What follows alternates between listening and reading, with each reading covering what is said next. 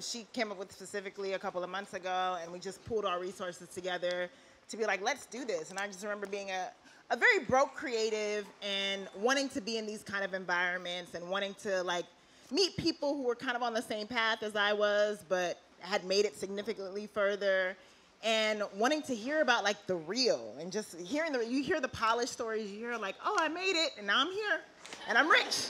And as a broke person, you want to hear about like the journey, you want to hear about the struggle, and you want to hear like a real conversation.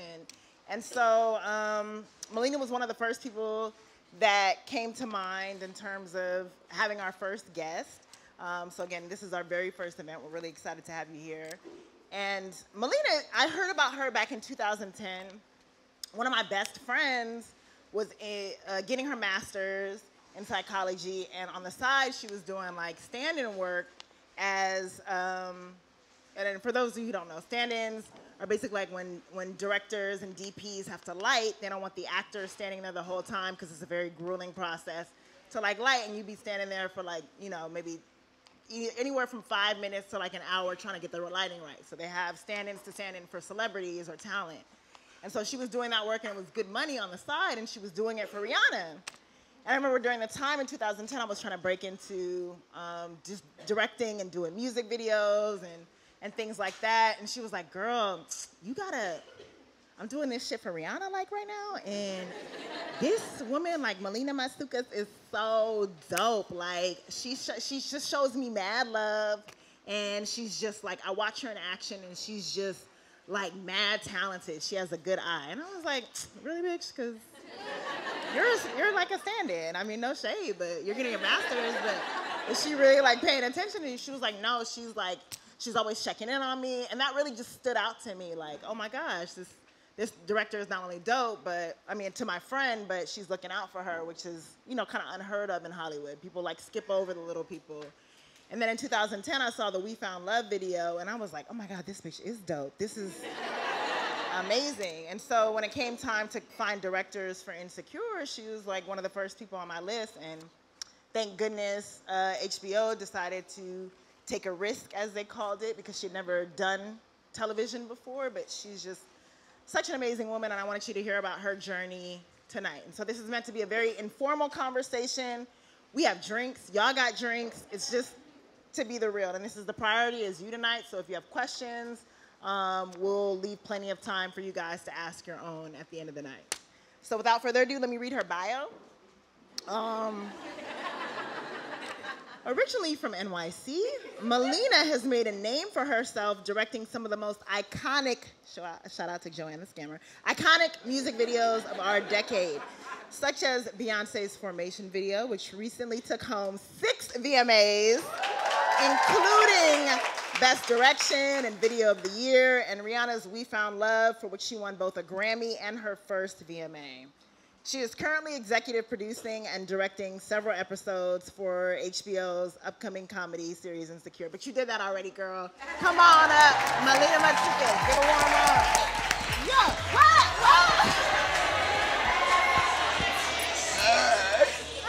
Hey. So you specifically requested to come out to the song. I'm glad. TT the artist, Thug It Out. As seen on Insecure this last Sunday. Yes. Oh, no, yeah. Not yet. Not yet, but it will. It'll eventually be on the... Oh, I don't need this. No. Y'all can hear me already? Just I need it though. Oh. It's your spot. Well, they hooked you up. Thank you so much for taking time out of your busy schedule. Thank you for having me. This is called A Sip. We're having a really raw and honest conversation. So I feel like alcohol is basically like the truth serum. So let's take a shot. Cheers. Woo! 1, Nina, Pinta, Santa Maria.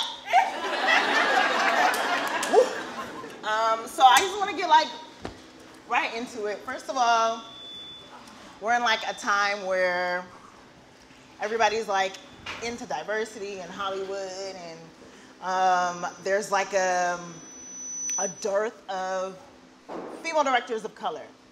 And so just in terms of like starting out and being like, look, I want to be a director, where did that come from for you? Like, well, how did you know you were good enough to be a director and to call yourself that? I don't know if I ever knew I was good enough, and I still don't know if I would say I'm good enough. You know, I was in school and I was kind of good at everything. And you can say that, though. I can say that. You know, I did well, but I was never passionate about anything. And I went to NYU, and when I first started, I was a math major. Whoa. My first year. Yes. My mother's in education, and she was like, just declare a major. And I was like, all right, I'm good at math. And then I took calculus too, and I was like, definitely never doing anything in math again. And but you know, your first year you take general classes, so I got to meet all the film students, and I had done photography when I was in high school and really fell in love with it.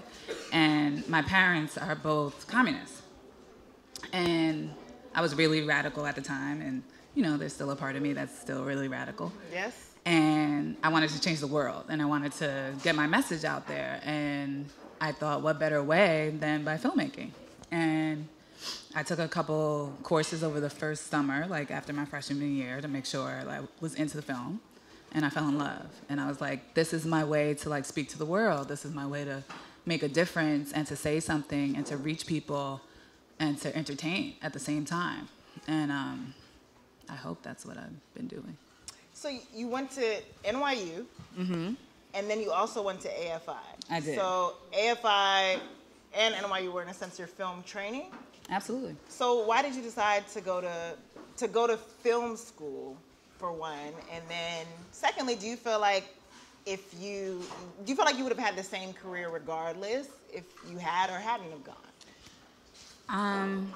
You know, I was at NYU and I really enjoyed film, and I think as a woman of color, we have so much against us, right? And as people of color, we have so much against us, and people question you. And I always like to be informed, as you know. Like, I'm super nosy. Yes, you're mad nosy.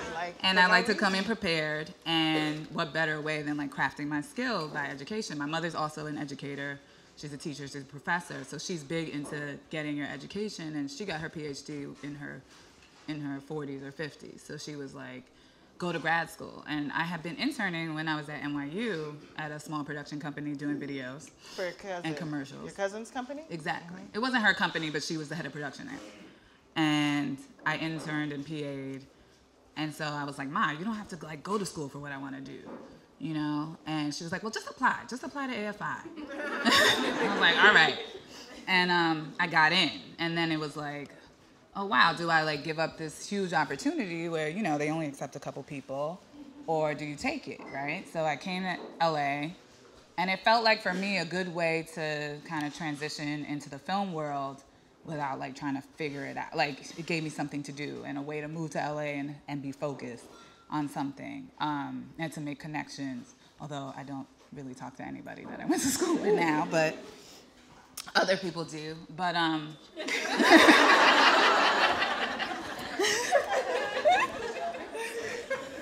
but, you know, it really informed me, and I felt prepared, and I felt like I knew what I was talking about, and I could go on set, and I could be informed, and I could have an opinion, and I could back it up, because you will be questioned, and especially as a woman. And then as a woman of color, like, I felt like I need to hone my skills, and I need to come in with as much weaponry as possible.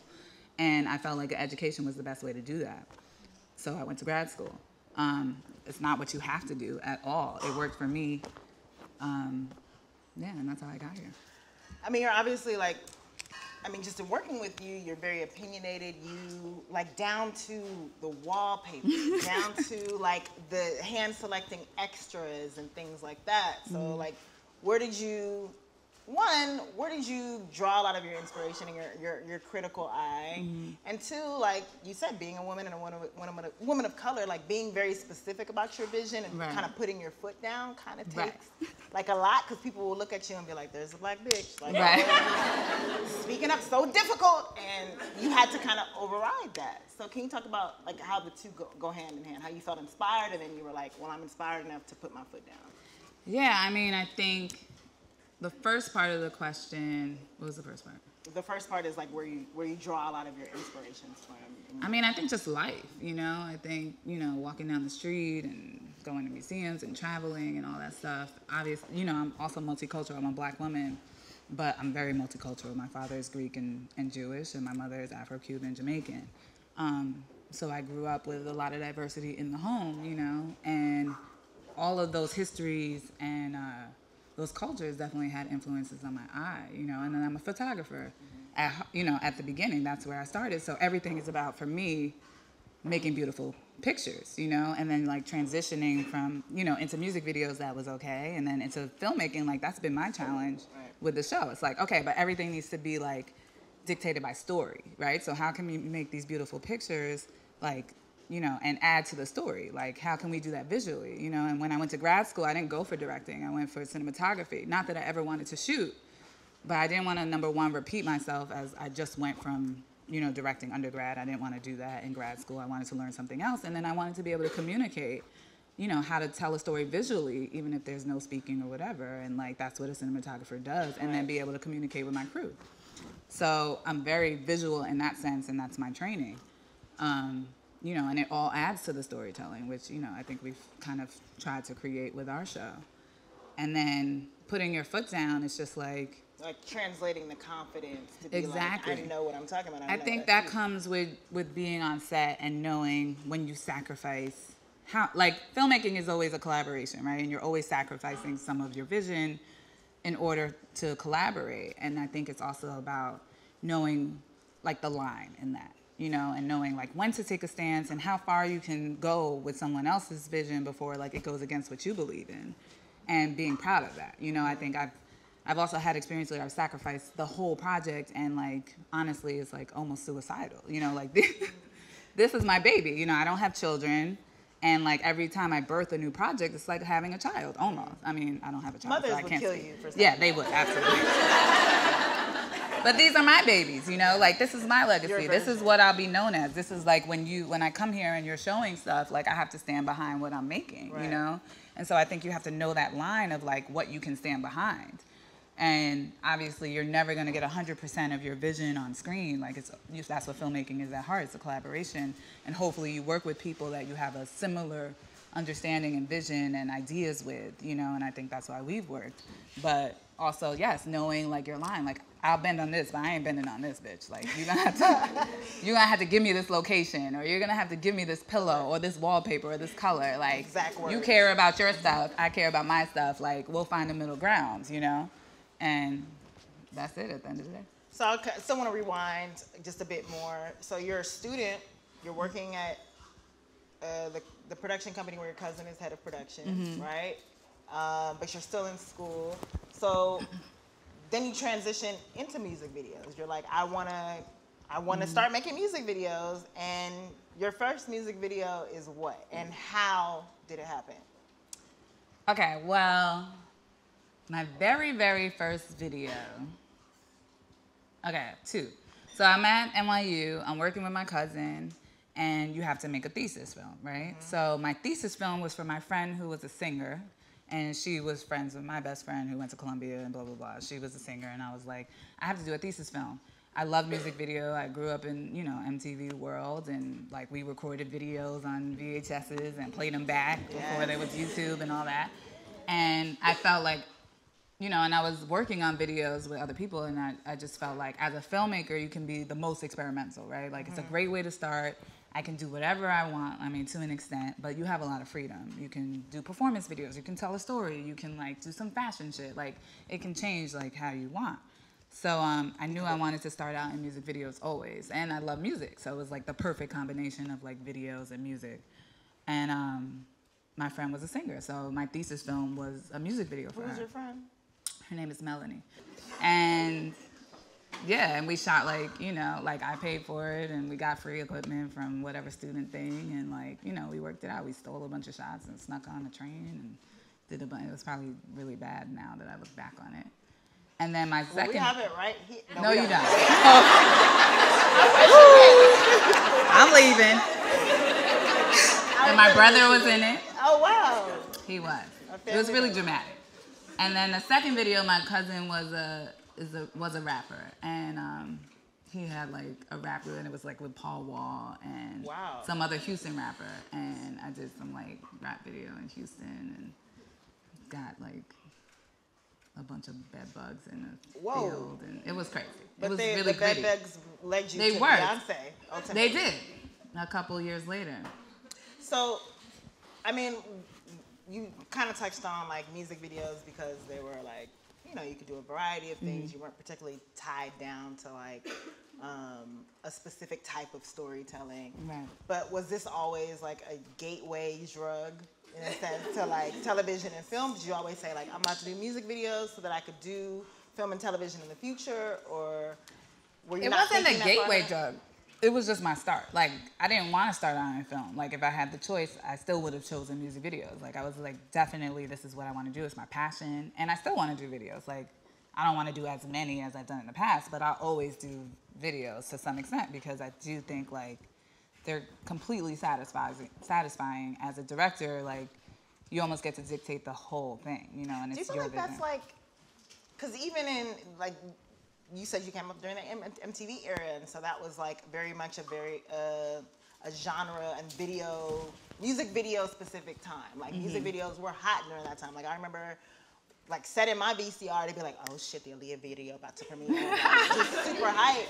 But do you feel like now, had you just been getting your start, that you would kind of go into it the same way?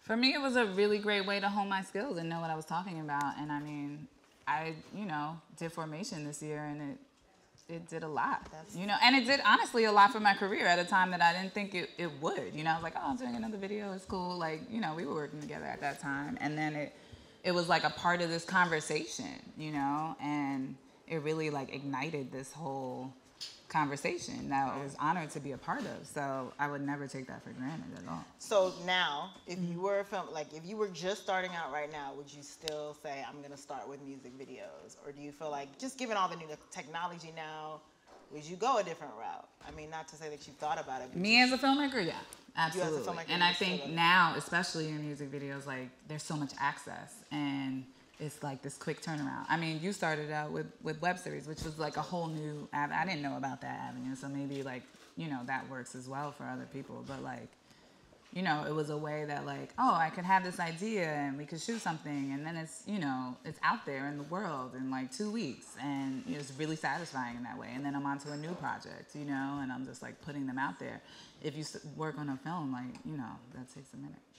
So what specifically about like working on this video with Melanie, your friend, and then working on your cousin's video with Paul Wall, like how did that lead to then, you know, I think you worked with Pharrell and then St. Lunatics. When I was doing those videos, I was also working with my cousin, and I knew other directors, and I knew the director's rep, who's one of my good friends to this day, and is still my music video rep. So I kind of knew her through the other directors I was working with, and I just needed to create a reel, you know, so that's what I did with Melanie and my cousin, and then I hit her with it. And I was like, boom, I'm about to do this. So Melanie is the head of production? No, Melanie was the girl I did the video for. Oh, yeah. Inga is my music video rep. So I knew her. And in videos, it's like, you know, the label, which I don't know if it still works like that. The label has all these artists, and they're putting out singles, and they commission directors to get, you know, for treatments. And then whoever's treatment they like, then you get a video. And so they contact these reps, you know, who have relationships with music video commissioners. And this rep had a bunch of relationships. So once I had a couple things for her to show, I was like, you know, this is what I'm doing, and I'd really like to be out there. And she shopped me around a little bit. And, you know, I had been on sets working as PAs and intern, and then I coordinated, and I was working in production. So people, like, kind of were familiar with me. And, you know, a couple people gave me a chance. And then kind of took off from there. So in doing this, like, you start to become mad hot. Like, people are requesting you, like, oh, Nick, it's hot. It's hot shit. So people are requesting you, and you're working with the likes of Rihanna and Beyonce and Lady Gaga.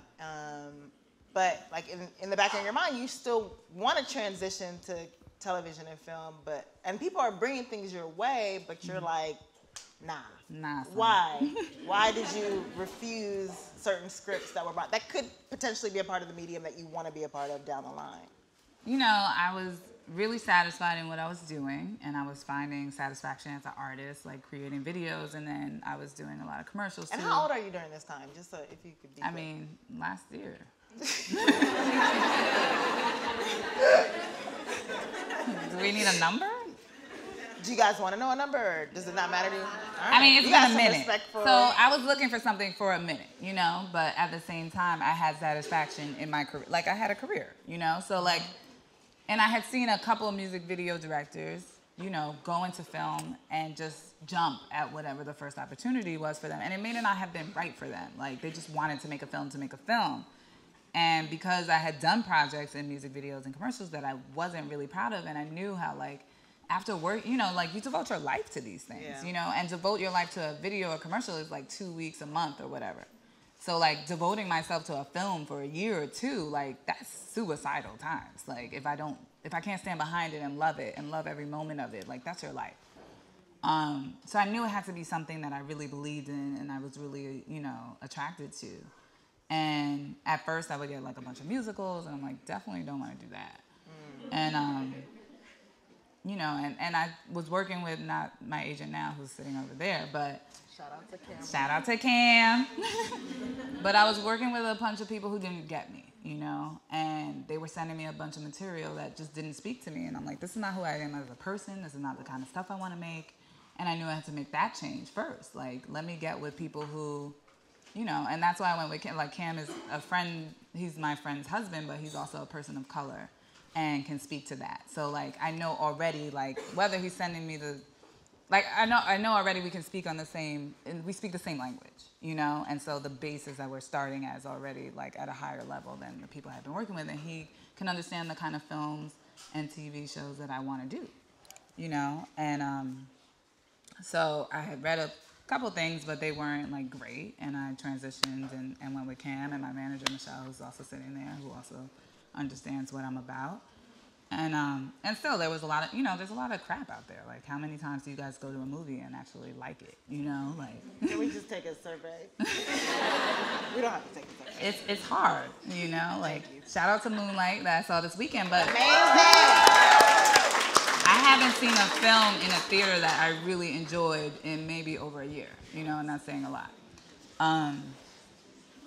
So, you know, all of that was coming my way, and I just wasn't into it, you know. And I could maintain myself in my career in music videos and commercials. I wasn't jumping. Yeah, like, I'm good. Mm-hmm. And then your pilot came across me, you know. And I never thought, like, oh, the first thing I'm going to do is like a comedy, you know. I never saw myself as a comedic director at all. And I don't know if you ever did either. But I was like, this is my life, you know? Like, I was like, I totally relate to these characters, and I know I can tell this story. Like, I relate to this in so many different ways. And I knew I wanted to be a part of the story, you know, the visualizing of this script, you know? And then we met, and that was last year, and here we are. Yeah, I really liked you. I'm glad I worked out. You just touched on something earlier just about, like, working on stuff that you weren't proud of. And you're just very, very big about, which is honestly honorable, and just being able to stand behind what it is that you do. Right. But has there ever been a moment where you just had to, like, kind of humble yourself to be like, you know, I'm just going to do this, like, lowly job that's kind of beneath me so that I can get on my path? And can you speak to that? I wouldn't say it's beneath me, because I think we're all equal here, you know? Like, nothing's beneath anybody. And I think, you know, at the beginning of my career, and even further into my career, it was like, oh, I'm going to do this for whatever reason, you know? And I'm not motivated by money. Like, I've never been, to maybe the detriment of some of my agents. Like, can you just do this fucking job and make my money? Like, I'm not rich, you know, in any form or fashion. but I know I have to be passionate, Right. you know? And I've definitely taken those jobs. And because I've taken those jobs, I know that, like, that's not a feeling I want. I don't want to create something that, like, I'm not proud of and I can't stand behind. Like, it's a really hard thing. It's like birthing a child that, like, who wants to look at your child and not, like, love them? Again, I think that's a really good parallel. You're like, oh, that kid's kind of ugly. I don't know. That ain't mine. You know, he's adopted. But, Adopted mothers. Please. yes, no. Adoption's the way to go, by the way. This is not the discussion. Anyway, so I knew that pain as an artist, like creating something that you can't stand behind, and that's not something, you know, I strive to live. And we all make mistakes, and we all will do that. And I'm not sure. Hopefully, I don't have to live through that again. But yeah, I wasn't jumping because I didn't want to do that. So, just as a director, like the responsibility, because you're. But I will say, I'm Yeah. sorry.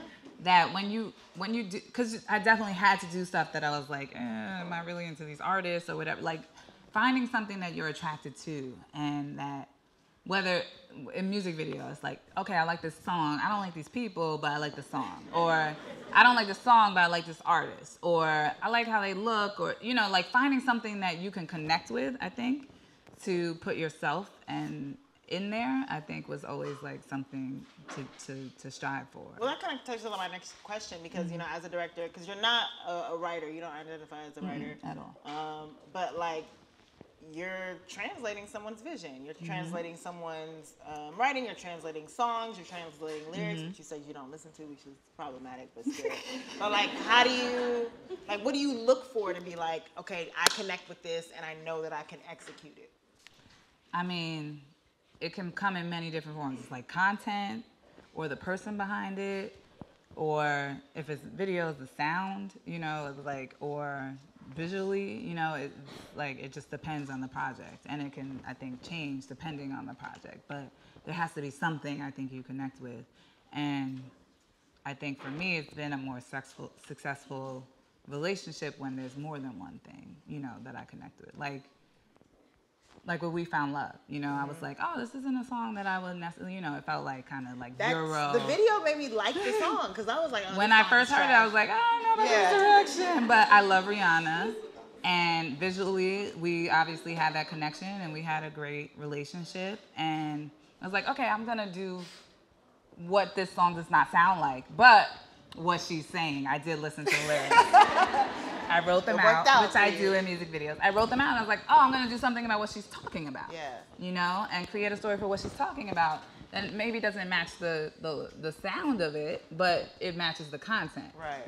And visually matches what like she's about, you know? So I think like attaching yourself to some aspect of the project is like where I kind of go with it. So how did you know you were ready? I mean, I know you're bursting at the seams. You're like, look, I've been doing music videos. I've established myself. I got a Grammy and a Video Music Award. Like, this project, I'm going to wait for this project to come my way. But, like, you had still technically only directed music videos, and you had done, from what I'd seen, the On the Run trailer for Beyonce and Jay-Z's tour. Like, that was the closest thing you had to a narrative. So then how did We Found Love was pretty narrative. It was, but I mean, like, this was like a trailer, basically. And that's the closest thing to like a movie. Right. So how did you know you were ready to, one, do this television show? And then, like, what do you feel like, how do you feel like it was different being a music director, a music video director, and a television director? Well, I had been ready, you know, and I think in my videos, I had kind of transitioned from, oh, I'm going to make this something that's really beautiful, like, to telling a story. Like, let me see if I can challenge myself to tell a story in 3 minutes, which I think, you know, is much, I wouldn't say more difficult, but, like, in 3 minutes, how do you tell a story with, like, no dialogue and, like, no acting and, like, make people care? So I kind of, like, tried to do projects that I could tell more narrative stuff. You know, We Found Love, On the Run stuff. And so there was a couple. So you were making a conscious transition. Yeah, and I was like, oh, something that I could use, you know, because like even in commercials they're like, oh, she doesn't direct dialogue, and I was like, well, let me show you that I could tell a story. So I was kind of like using that to build my reel, and it was also what interested me. I was like, oh, I've done this kind of like performance-y kind of thing, which you know I still love, But let me go into like a kind of another like way of storytelling and music videos and stuff that I can use then to prove that I can tell a story, you know, and because people will doubt a bitch. And People will doubt a bitch. That's a shirt. We're selling shirts after. so I was like, I'm gonna build my reel, and I'm gonna use this opportunity to build my reel, essentially. You know, I remember being on We Found Love and telling the DP who had shot with like Tarzan and shot like The Cell and all the stuff, and I was like, if you don't get me a movie, like I ain't working with you again. You know, playing, but not really.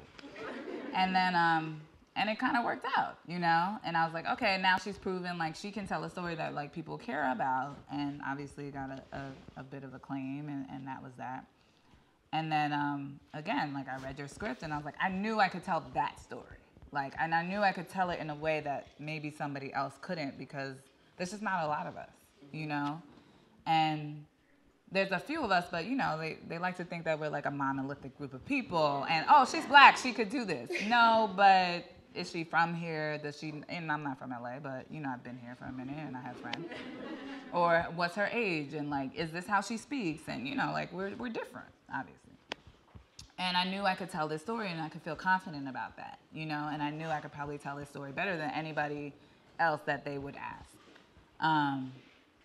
And so, you know, we got on the phone and I was in New York and we had a really bad Skype. Let's like break down this talk story about because this a lot of people don't know like how you fucked up. No, I wasn't gonna say that, but yeah, you kind of fucked up the first time. It wasn't my fault though. No, it wasn't your fault. Because but I was know, like the process in terms of like, okay, this is a new show. We're trying to find a director. Like a lot of people don't know. Like I'm a director and I want to get into. Well, my episodic people, which you television. never understand, and you always be writing people off right away. Whoa. My people were like, oh, they just want to like meet you on the phone. So it was like, I was like, I just got who you this. talking about when you're saying Those my people people? over there. So they were like, they just want to have a Skype. And I was like, are you sure? Like, I read it. I knew I liked it, but like, I wasn't prepared yet. Like, I hadn't sat down and really like wrapped my head around it. They just want to know you. And like, they have a bunch of shit going on. So they have to have this call like tomorrow. And I had like maybe gotten the script like a day before. You know? So like, I was ill prepared. You still had 24 hours. But I didn't know I was pitching. And I said, do I need to like get on the phone and like pitch myself? And I was like, no. They just want to see if they like you. So I'm like, all right, cool. So.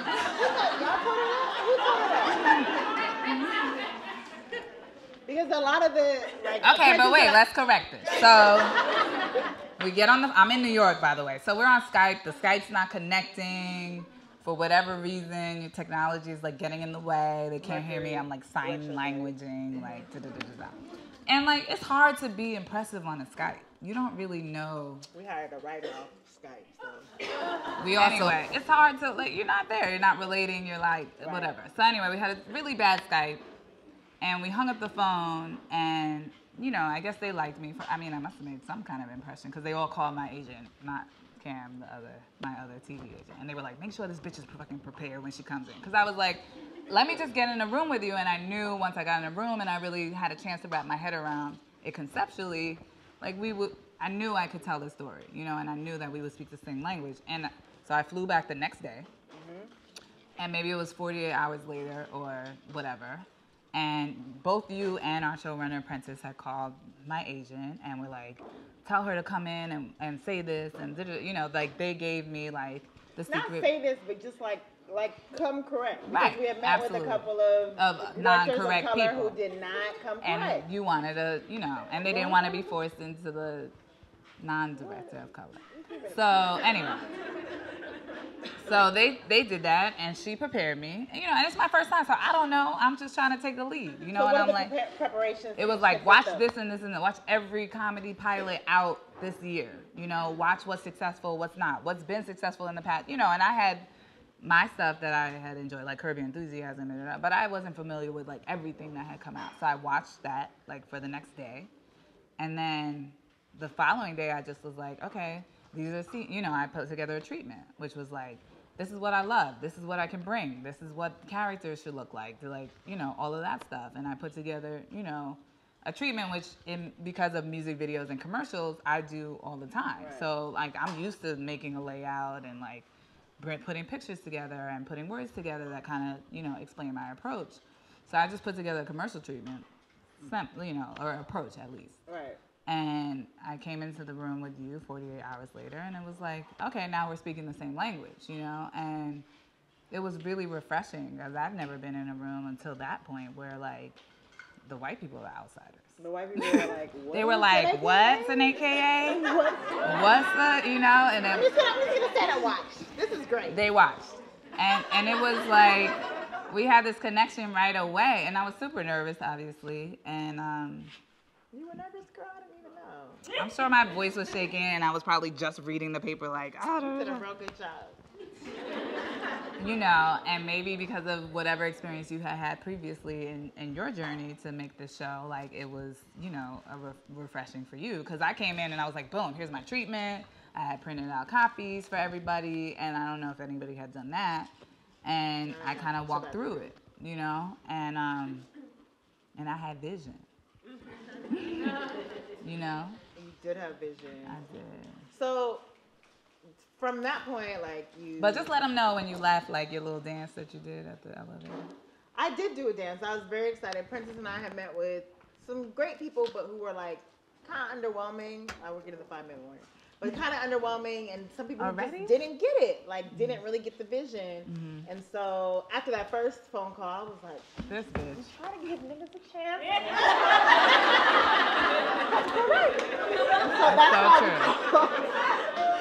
That's why we called the agent, like, please make sure she comes correct. Like, that verbiage, exactly. And then you came absolutely correct. Like, you did 110%. Which I would have done from jump had I known, like, that's how it was supposed to come. Because I was like, oh, can we talk in a couple days when I can do this? And they were like, no, Princess has mad meetings. He needs to talk tomorrow, you know, so I like wasn't so that's what I say too in our, like now I'm like reasoning with her about other people. I'm like, people don't know when they come in the room, like what their people have told them. Like right. You can't hold that against, because she'll be like, fuck that motherfucker, he don't really want it. I'm like, it's true. It is. And I'm like, and then they're dead to me. And I'm like, come on. But no, and coming when you gave that treatment and you knew who the characters were and you had a very specific point of view, and it was a point of view that was like just on point. Like, yes, I definitely did an elevator dance. As soon as that elevator door closed, Princess and I looked at each other and I was like, you gotta put this You know, it'd have been a long process. So I like that. So Insecure, you directed the pilot and just did a phenomenal job. And then, you know, we brought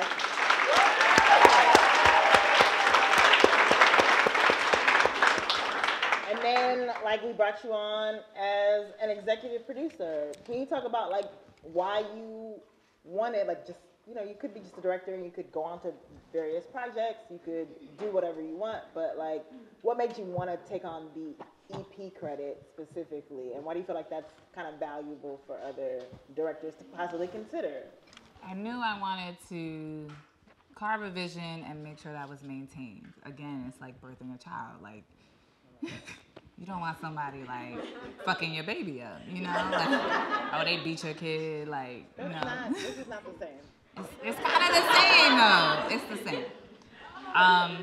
And I was too invested. Like anything I do, you know, like for me to give that much, I have to be passionate about it. I wasn't about to let somebody have that, you know. And I knew what I had brought to it, and I wanted to make sure like that was continued and that somebody had your back, you know, like because that's not shit you care about. Like, I mean, maybe a little bit, but you don't care about wallpaper and pillows and making sure the shit looks a certain way. And, you know, I wanted to, like, make sure that was elevated in that sense. And also that, like, we were defining comedy in a different way. Like, that hadn't really been seen. Well, I would say that working with you, like, you know, I directed in the past, and I've kind of, like, just as being an independent content creator, working for the internet, you kind of take on multiple hats. Right, so of course. I was like, I want to write, but I kind of have to direct this because I don't really know anybody. Right.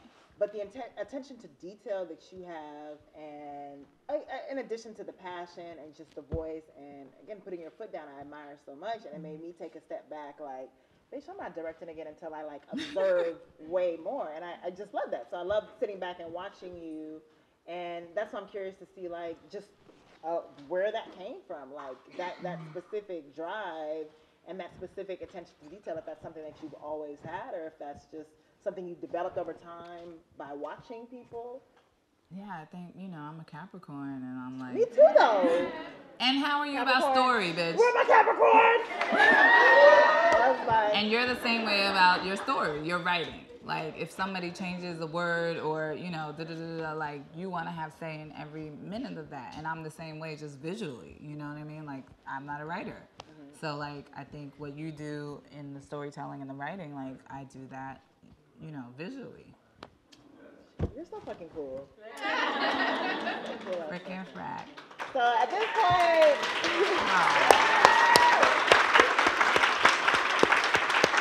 We'd love to open up the floor for questions. We want to give priority to our patrons. I'm not sure how this is going to work.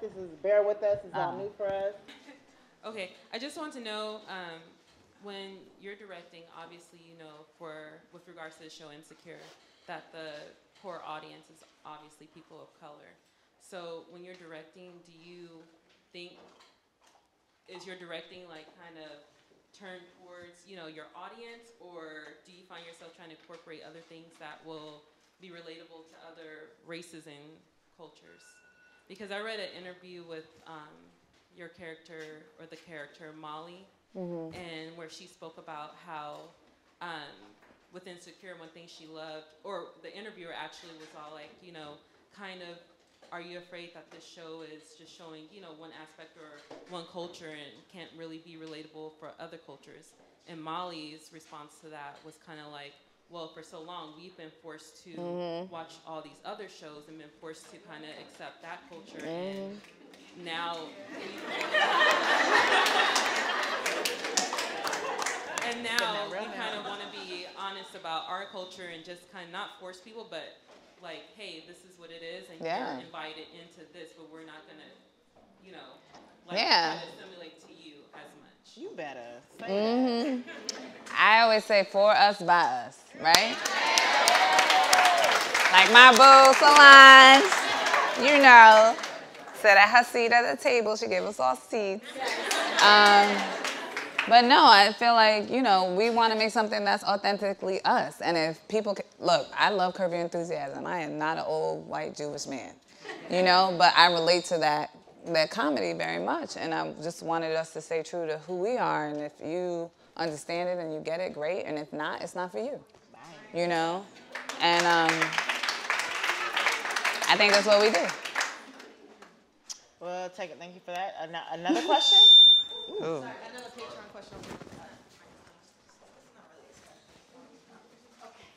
But I gotta remind y'all, no shade to you. You can say whatever you want. But just questions, no life stories, no pictures, all of that. This isn't really a question. It's more of just props for giving it up for LA. I'm born and raised. All these different places. I get it. I love the show. I love the vision. I love everything about it. And I feel proud to be LA, Black woman. And I will say, like, I'm not from here, and I've been here now 13 years. So maybe I'm kind of from here. You can claim it. A little bit. But, I'm from New York, and we have, our Brooklyns and which are very much changing. And I was just back home, and it was like, yo. So is Inglewood, girl. It's all y'all white people walking around at 2 in the morning, not scared, but okay. With like, with babies and shit. Right.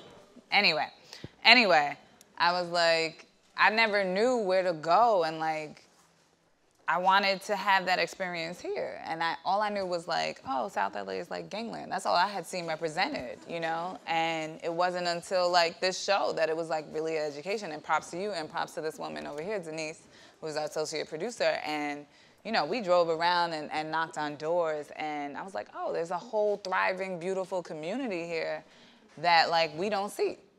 And all we see is the Hollywoods and and I was just like, I want to go to dinner and like be with my people. And a nice dinner. Like, I don't want to just like have to like hood it out, which I love to hood it out. But I wanted that balance, and where is that? And it's here. It's in Inglewood, it's Leimert Park, and like it's all these communities. And it was really being a part of the show that gave me that education, because again, I had been here for 13 years and not seen that. You know, like I've lived in West Hollywood and downtown, and I didn't know about it until this. So like props to y'all for like educating the sister. Well, thank you. Comments like that are welcome. But any other questions? We have time for like 2-3 more questions. If you have a question, we'll open it up now. Please raise your hands. Let's see. I don't think the mic is on either. Darren, if you want to turn it up a little bit, please. Please get up. Hi, so I just have a question in terms of like transitioning. So you started in music videos and now you moved into film, but like what advice would you give like students or people just starting out, like, you know, you never in depth, like you don't start in film, you don't start at the top, so what advice would you give for transitioning into roles like that? I mean, I think some people do start in film. I think some people make shorts and like, you know, they translate it or web series now and like all of that. I would say make something that's you know, that you believe in and you stand behind and like, you know, hopefully that's something that hasn't been seen before, you know, and especially now with access and the internet and like how people, like it's immediate, you know, like I think staying true to who you are and your vision and creating it and sharing it with the world, like there's so much more opportunity, even than when I started, like just with access, that, you know, I think is really, it's a special moment in time, you know, and I think that people are hungry for stories they haven't seen before too, you know, so like, just do you, boo. Do you, boo-boo? Thank you. We got a question over here. We're going to try to get on sides. Gentleman in the back.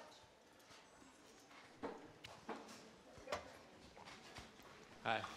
I had a question about how you dealt with including voices within the community, like LGBTQ, for example. What was your last thing you said? LGBTQ, as far as writing, I guess. I mean, I always say try, you know, in every project I do, I'm not from every place and I can't necessarily like speak for every, you know, thing that I'm a part of. I think because of my education, I treat each project that I work on like a thesis, you know, so I do my research and I do the history and I try to be as knowledgeable as possible. I try to include the community, I think, in the storytelling of what I'm doing. And I think, you know, we did that with what we're doing. And I really look to those people for their guidance, you know. And I come in with as much information, but I can't speak for anyone. But I think by including the community, like you're already giving voice to the voiceless, you know. And I think that's really important when you're telling stories that aren't seen or heard before. Like, I can't go in and write some story that I can't relate to without having those people be a part of it, you know? And I think that has been the challenge with and some people, you know, appreciate that on our film set, and some people are fired and they won't be back because they can't value that, you know? And I think it's about— Hoes fired. Fired. Firing all the hoes is our motto for the second season. That's their motto, guys. Definitely my motto.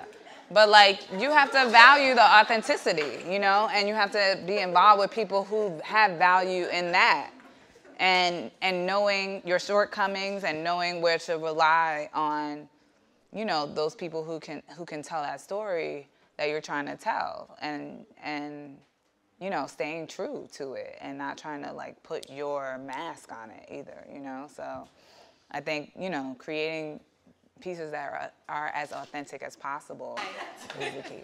I'm Shani. Hey, Shani. So I'm also in film school, so you spoke a lot about treatments. So my question is, how do treatments in music videos differ from treatments in television or film? And how did you navigate over that issue, like writing a treatment for a music video versus a treatment for... You know, I still don't know the answer to that. And I still be like, hey, so what do like other pitches look like? Even, I just pitched a show on my own that's like my passion project, and I was like trying to see like if my agent could send me examples of what that looks like. I think from my experience with music videos and commercials, it's kind of maybe over-prepared me in a way that in TV and film they don't do. Because I'm there with the visuals and I'm there, you know, and I've had guidance from you know, my manager and my agents and stuff are like, okay, just talk, you know, single out certain things. So it's kind of over-prepared me, I think, in a way. That's a great thing, though. Yeah, you know, and I'm used to that, and I'm used to the turnaround. So I think actually it's been almost like more beneficial to come from that world. And like, you know, like we were even talking about, like I'm working on some Nike thing, and it's like, yeah, I do this all the time, you know, and I have to do it in 1 or 2 days, and I don't know if they do that. I still don't know if they do that in TV and film. More from the writer side as opposed Right. to the director side. I think the tradition is just having writers picture project and Right. all those details. Which in my and pitch, they were hiring like, director. usually it's a writer that comes in and pitches, and I just did a, you know, 50-page pitch on a show, and like, How many pages? this was a whole like series. That was a series though. So it was like season 1, 2, 3, characters, worlds, da-da-da. I had never done that before. But like our pitch was maybe like 10, you know, 12 pages, which is usually like a commercial video is like 10, 12, you know, maybe if that, with a bunch of pictures. So it's like not just writing. Text, yeah. Yeah, so like, you know, it's different, but I think I was prepared in that way, you know. But it's definitely not just like writing 12 pages and stuff. All right. Questions? Questions? Up. Hi, ladies. Melina, so you talked about how, you know, when you did your music video directing, it was a lot of your voice. Now that you're working with a big machine like HBO, how is the culture? I mean, I'm sure you've experienced a little bit of culture shock with going from your own voice to having so many, you know, executives and all types of people talking and giving their input. What has been the biggest challenge in that transition? You know, I don't think that's true. I think that for me as a director, and I think maybe that's why I'm different than others, it's never been about me. You know, I'm always like forwarding somebody else's stories, forwarding somebody else's brand. If it's a commercial, it's like, that's not my product. I'm trying to forward that product. You know, if it's an artist, like I'm trying to do what, you know, forward Beyonce's movement. It's not my movement. I can relate to some of that, so I can put some of me in there, and I try to work with people that, you know, we have similar tastes and vision. You know, like that's been my kind of path, and I think that's been the same with this. You know, it's like I believe in what Issa's saying, so it's not. I didn't feel like, oh, I have to sacrifice. I mean, she likes to be super basic, which has been like our biggest, I think, you know, challenge and conflict is like how basic we go, but. Started from the bottom. I'm like, we could elevate it a little though. Anyway, but like, you know, that's our biggest like fight. And I think we've been really fortunate. I've heard other experiences at other networks, but like HBO is like behind us. They want to make something that's super authentic. Their notes, when they have them, are like really good. And they're also like, take it with a grain of salt. If you believe in it, if you try it, cool. If not, then you know, whatever. But honestly, they've been way easier than doing a commercial where you have like the agency and the brand, and like you have 20 million people. And we've been really fortunate that we don't have like a studio and a network and like 20 million people giving notes. We really only have 2 people. Yeah, and they're really smart notes. You know, they've only, I think, forwarded what we're trying to say, and they've also like respected what we're trying to say. So that's been our experience and my experience, and I hope like never to have a different one. And we're probably super spoiled because it's like been my first experience, and yeah, I don't want that to change. All right, guys, we have time for one last question. Thank you so much for having us tonight. We're having a great time, sipping, all that, Yay. listening. Yeah. I wanted to ask, whenever I enter Hollywood, because I live in the Valley, I see on Highland, you know, billboards. And when I saw the billboard for Insecure, I was just like,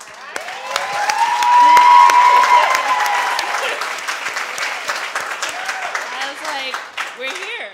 We've here. arrived. We've arrived. So how did you ladies both feel when you saw the billboards start to arrive around Hollywood and just everywhere? Well, how you feel with your face? It's your face, bitch. I was just, you know, like, yeah. astonished that my regular ass face was just LA. I was very hyped. I recorded it when I first saw it with my own eyes because I saw, like, I was originally tagged in a photo and it was, the billboards had gone up early and I was just very, like, shocked. I was like, oh my God, this shit is real. People are just gonna be driving by my face.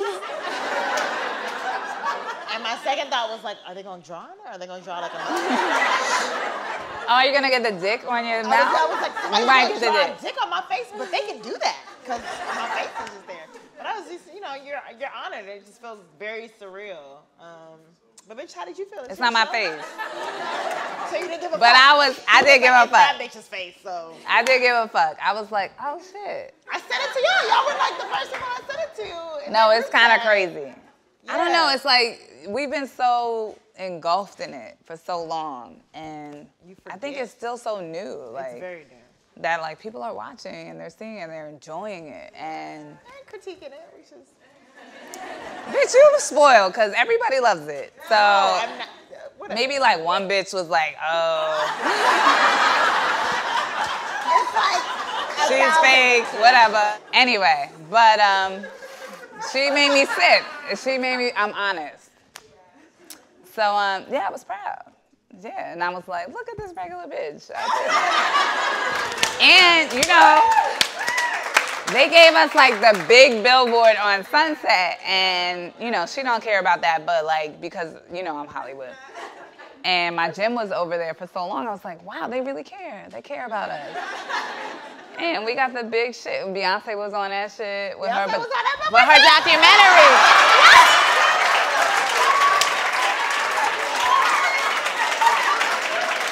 Her documentary was, and I was like, oh, over Westworld and like all these other shows, like they chose us. Like we were the chosen blacks.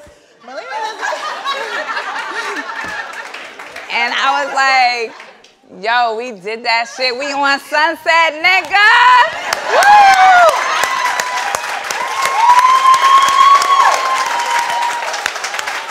But not. But we also in Englewood, nigga. Because we don't need them to validate us. But I was happy that they valued what we were bringing. So I'm more happy about the Englewood one, but I was impressed. I was mad hype about Englewood. You was like, yo, I grew up there. They know me. They know my face. Well, they didn't know my face when I was in high school, but they gonna know now. They gonna know now. And they do know now. Some of them do. They know. One more question. But she was mad that like I was like, you about to be famous and you're gonna have to like dress cute every day. She was like, they not gonna know me, and I was like, This is not part of the question. Did it? You see, she got her makeup done though, right? Like she looking cute today. Okay. Who had it? She did with the pointers right there, right there. Which one, Melina? Stand up. What did she Right there, right there. Last question right here. Yes, that's my girl. Howard. With the Howards, representing for the Does it say Howard? Does it say Howard? Yes, HU. I have a question. Just because there's a lot of us in this room who have been doing it, who have been directing web series, doing all that other stuff. Yeah. What would you say to those who are doing it now but want to go the step up and actually get into TV directing, getting into TV writing, who have been doing it but just need that extra? Like, oh, I'm gonna get that girl right there. She got potential or something like that. I mean, you can speak better than that. No, that wasn't my path. It's a sip with Melina Matsoukas. You know what? Moderated by Issa Rae. Honestly, I didn't know about web series until I worked with you. I had never watched one. Wow. Until I got the pilot. And then I fell in love with it, and I was like, oh, there's this whole world. Like, I'm just super ignorant. But did you actually watch other web series after that? No, just yours. But, and then, whatever. We're not going to get into that. I watched some of that too. But I was like, oh, this is cool. There's a whole culture that I knew nothing about. But I guess I would just like stay true to your vision.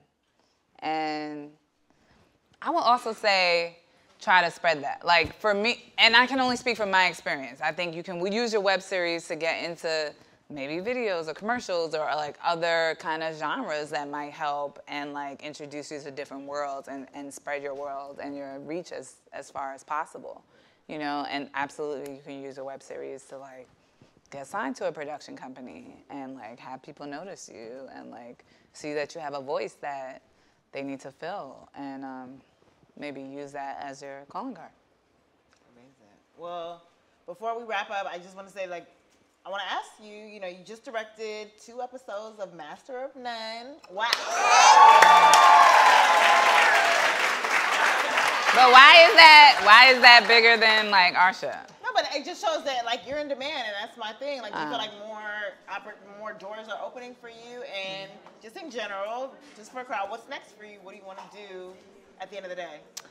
I want to do season 2 of Insecure. That's a good answer. You know, I just want to continue telling stories that aren't seen every day on TV and film, and I want to stay true. I want to stay true to us and give us a voice. And I hope I can be that and continue to be that. And yeah, you know, continue to like bring diversity to the screen, whatever screen that is, you know, and really be a jumping point off of that. Well, did Melina keep it real?